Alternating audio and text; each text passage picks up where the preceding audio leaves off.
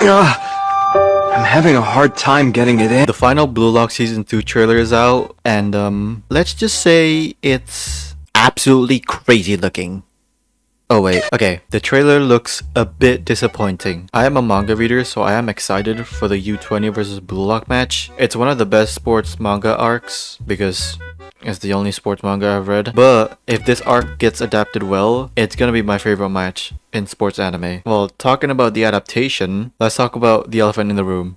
The animation. From the trailer, we got a first look what season 2 will look like. I'm still coping on the fact that they're putting most of their resources and time on the actual match, because this is kind of spoily, but not really. You can skip to here if you're a pussy ass bitch. Season 1 adapted until chapter 95, and the U20 match will begin at chapter 112. Basically, so the match will probably start in episode 5 or 6 if they do the same amount of chapters per episode like season 1. The trailer looks concerning, to say the least. There's a lot of still shots, choppy movement, not the best looking drawings, and the smelly I'm not saying having still frames is bad, but having this much for a scene that should move, then that's kind of off-putting. And the CG is another concern. I actually don't mind the usage of it. Does the CG look bad? Mostly yes, but the way they're using it with these aerial shots or just these close-ups are good. While the negatives outweigh the positives, there's some good looking stuff that could be highlighted. Some shots had good drawing quality and the overall composite is good. They always seem a bit incompetent about the overall compositing. There's some neat looking visual and playing around with the coloring. This cut is probably the best in the trailer.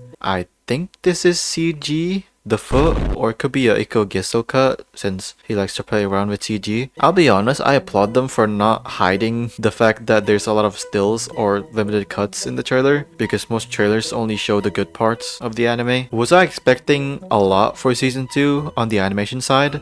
Not really. I kept my expectations very low because I know the schedule is horrendous for the show. I've already made a video about season 1, so you can look at that. But in summary, Blue Lock's production is trash. The committee is just fucking stupid, giving the studio that is capable on making a good looking product. As we saw from the episodes in the first half of the season, especially episode 1 and 2, this is the best selling manga of last year, and they are rushing the fuck out of 8-Bit Studio. Granted, the timing that season 1 aired the same time as the World Cup that the midget bearded guy won helped boost the anime and manga a lot. I don't know if I can find the manga sales chart, but it was a big boost. The team is working on a very tight schedule. It's confirmed now by one of the animation producer. I mean, it was blatantly obvious. The committee sacrificed time so that it could release the same time as the World Cup. Season 1 should have been a split 2-core anime because of the production crash midway through. All the animators just went bye-bye, leaving the production, and some of the latter episodes were also outsourced. Again, I'm expecting season 2 to look at least like the first half of season 1, excluding episode 1 and 2. While it still had a lot of limitations, there were still highlights and movement to boot in the matches, besides that one Boro episode.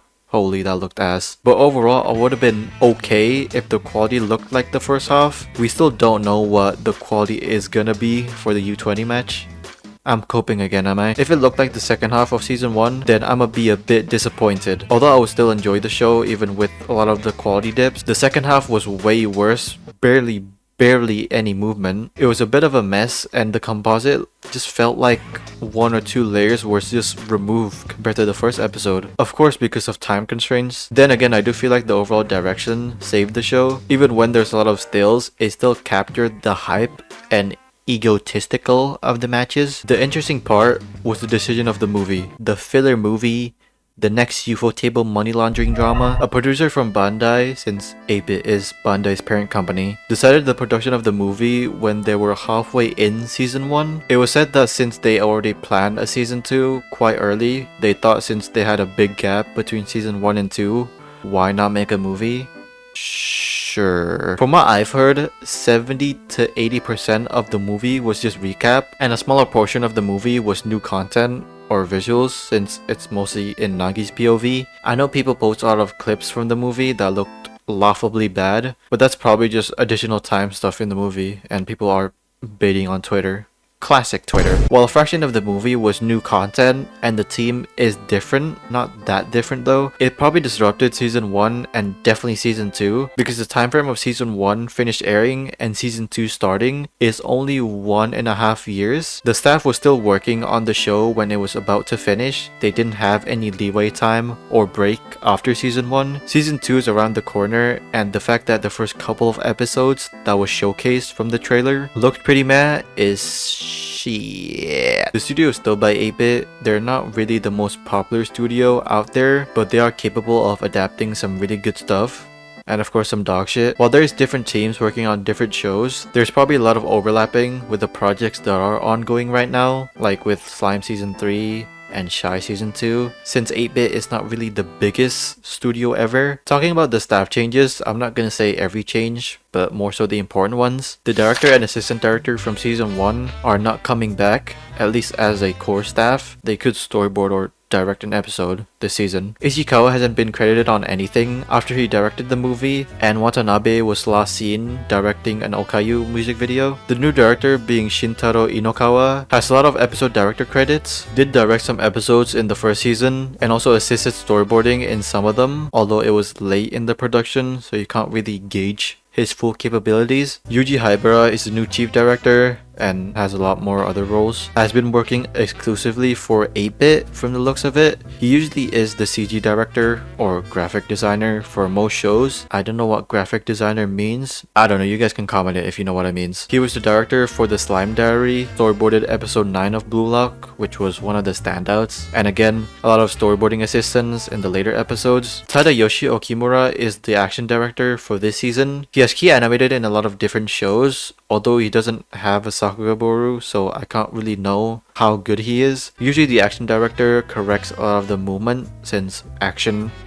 moves, or they could adjust the storyboards on the action part. And for the action in Blue Lock, it's the dribbling, passing, shooting, you know, the movement stuff, because that definitely moves a lot. Masakazu Miyake is the new art director. His resume is really good. The standouts are definitely Mushoku Tensei and Konosuba. It's one of the standout parts in Mushoku Tensei. Although the art direction for Blue Lock was good, it's mostly the same playing field since they're in the box every episode, besides like some in the first episode. We'll see what he can do for season 2 since we're gonna be in a stadium soon. The problem I have with Blue Lock, I guess the way they're adapting the source material. From the interview of one of the Blue Lock anime producer and the editor of the manga, and also Isagi's VA, they're trying to preserve a lot of Nomura Sensei's drawing from the manga, so the design has a lot more line count and complexity. I mean, they showcased it really well in the first couple of episodes. Episode 1 was very consistent on the strong drawings. Even when it moved, the slow-mo cut of Bachiro smiling is so good. The doga work is also amazing.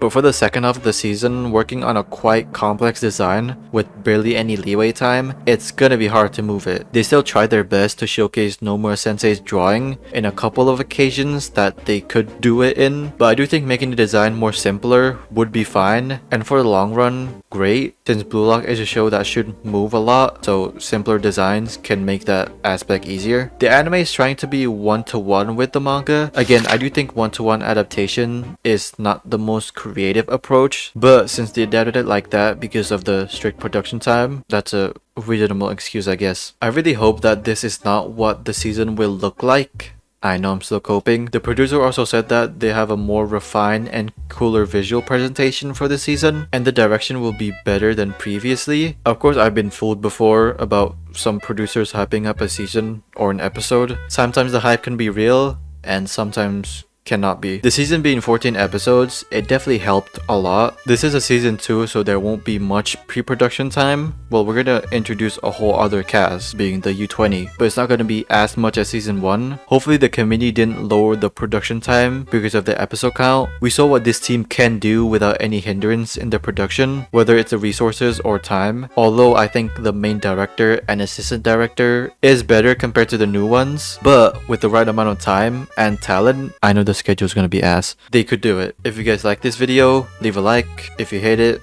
leave a like. Comment down below what are your thoughts on Blue Lock season 2. Is it gonna be good or bad? And yeah, hopefully you guys enjoyed this video. See you guys next time.